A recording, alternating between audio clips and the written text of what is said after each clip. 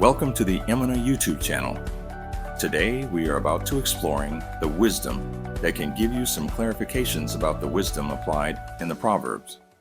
There are 3 books in the Bible that have come to be called the wisdom literature, Proverbs, Ecclesiastes, and Job, and all these books are addressing the same set of questions.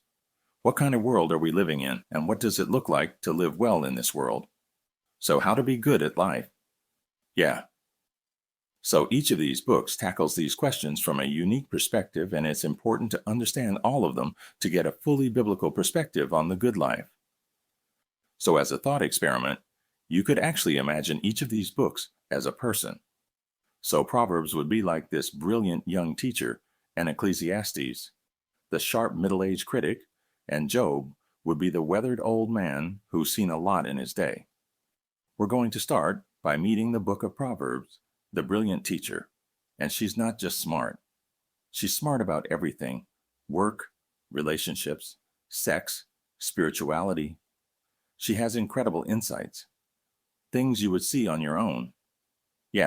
She would be the perfect friend, have around when you need really specific advice. So what makes her so smart? Well, Proverbs can see things that most people don't see.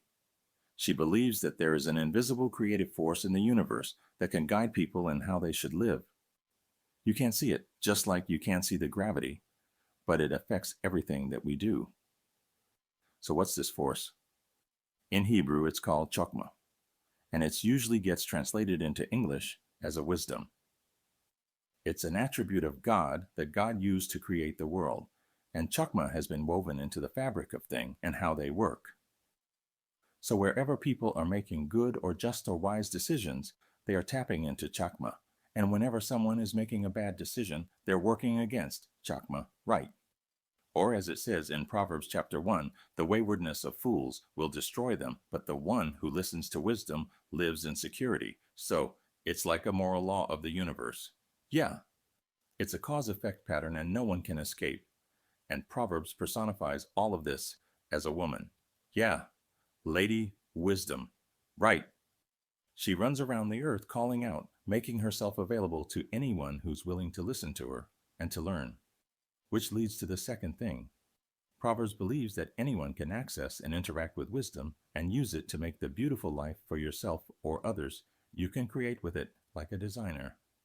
Yes. In fact, chokmah in Hebrew isn't simply intellectual knowledge. The word is also used to describe the skilled artisan who excels at their craft, like woodworking or stonemason. So, you show you possess chokmah when you put it to work and develop the skill of making a good life. Okay, that makes sense. So, let's do this. Let's go find some wisdom. Before you do, Proverbs has one more really important thing to consider. Chokmah isn't some impersonal force.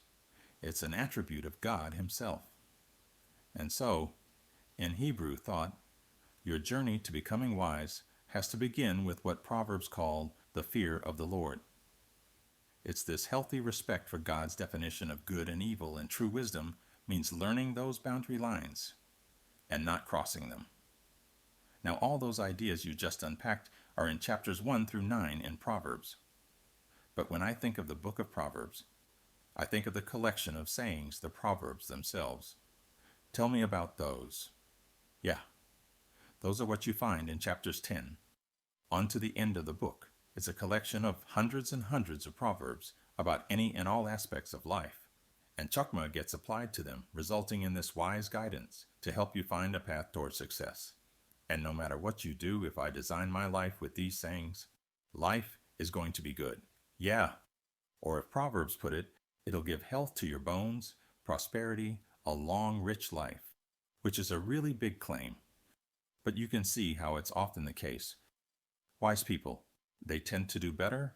Things usually work out well for them in life. And so, that is the promise and the wisdom of the book of Proverbs. The book of Proverbs is really beautiful.